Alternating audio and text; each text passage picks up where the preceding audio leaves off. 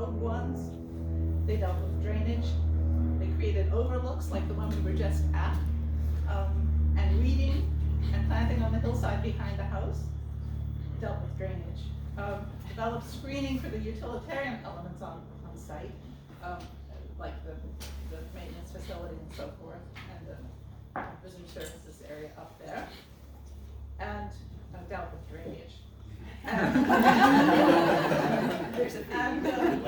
installed plantings all over the site, like the cutting garden that we just passed, and dealt with drainage.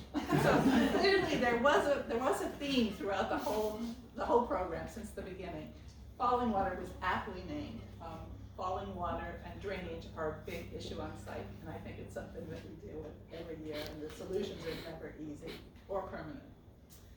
But beyond drainage, our interns learned a lot about caring for the landscape from George, things that are not necessarily taught in school, such as what plants do well in certain areas, in specific locations, how to properly prune. Pruning was a big deal here, and I think early on in the program, the interns got pruning shears as a going away present after the summer. And George is great at pruning. And they also learned how to care for the health of plants. Early on, we had a big problem with the rhododendron on the site. And I think we still do have some problems with rhododendron. But it was under George's guidance with the students that they identified what the issue was.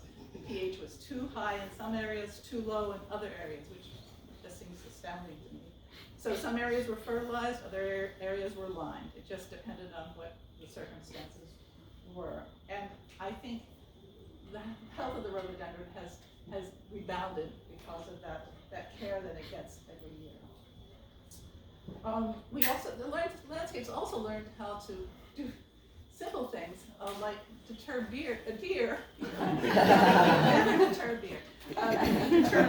deer from eating plants. And what George came up with, I think this was your invention, George, spraying milk on the plants. That was not your idea? Actually, I learned that from another woman who was a bit of a chemist.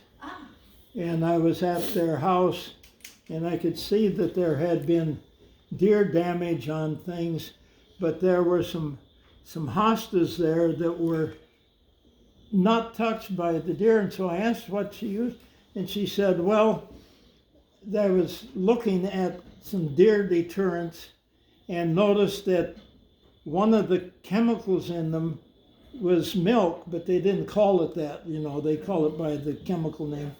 And so she tried milk, and I knew it was working because there was another hosta that she had missed that was like celery sticks.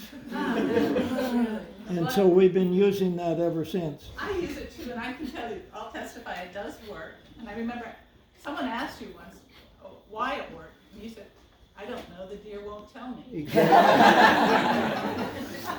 Yeah, and the other interesting thing is have you ever tried to wash out a glass the milk is dried in?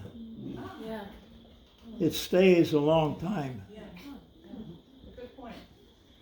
So finally, in looking over the landscape intern files, I was struck by the response of one student from the exit interview, which we always do with the students.